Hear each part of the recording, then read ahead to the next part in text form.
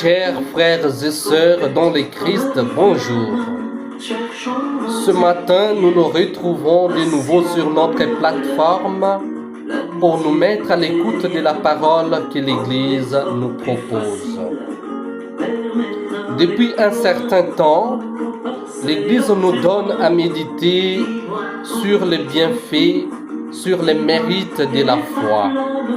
Et cela à travers la personne d'Abraham, qui est le père de la foi. Et aujourd'hui, il est question de l'offrande de son Fils unique que le Seigneur lui demande. Et sans hésiter, et comme toujours, il a été disposé à répondre favorablement à l'appel du Seigneur. Les voilà qui se met en route avec son enfant et tout ce qu'il faut pour l'offrande, mais sauf la victime, selon que son fils constituerait la victime à offrir au Seigneur. Mais voyant la grandeur de sa foi, le Seigneur ne l'a pas laissé offrir son fils pour lui présenter une bête qu'il faudrait offrir à la place de son fils. Tel est le mérite de la foi. Telle est les merveilles que la foi nous présente. Ainsi, chers frères et sœurs, comme je l'ai dit autrefois, celui qui croit ne se trompe pas, mais il s'ouvre plutôt aux merveilles que le Seigneur dispose en sa faveur. Ainsi, nous sommes invités à grandir en nous la foi, à faire de notre vie l'expression de la foi. C'est alors que nous allons nous ouvrir aux merveilles, c'est alors que nous allons contempler les merveilles de notre Dieu. Et c'est de cette foi qu'étaient dotées les personnes qui ont apporté le malade, les paralysés auprès de Jésus pour pouvoir lui accorder la guérison. Et voyant leur foi, Jésus a guéri le malade qu'ils lui ont apporté. Ainsi, chers frères et sœurs, en méditant cet extrait de l'Évangile, j'étais plus touché du fait que ce n'était pas le malade lui-même qui s'est rendu auprès de Jésus, mais c'était d'autres personnes qui l'ont apporté plutôt auprès de Jésus.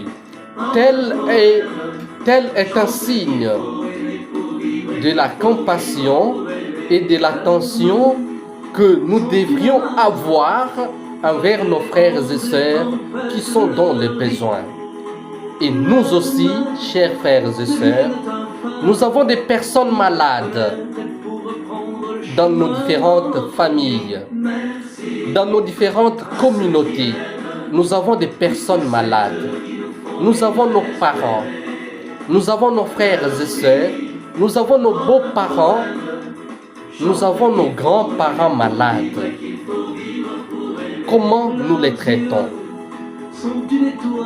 Généralement, il y en a qui se retrouvent abandonnés à leur propre sort. Il y en a qui sont maltraités. Il y en a même parmi nous qui prions pour que ces personnes-là puissent mourir parce qu'elles sont devenues une charge pour nous.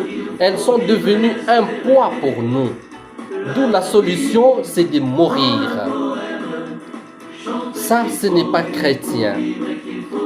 Ça, ce n'est pas humain.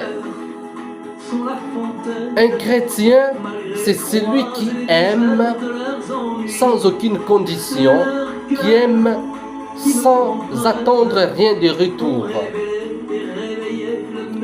Un chrétien, c'est celui qui a de la compassion envers nos frères et sœurs qui sont dans le besoin. Ne pas avoir de la compassion, ce n'est pas chrétien. Ainsi, nous qui avons nos proches malades dans nos familles, nous sommes appelés à avoir une attention particulière envers elles. C'est vrai que ces personnes aujourd'hui se retrouvent inutilisables peut-être, mais hier, ce sont elles qui étaient très importantes pour nous. Ce sont elles qui nous ont transmis la vie dont nous sommes dotés aujourd'hui.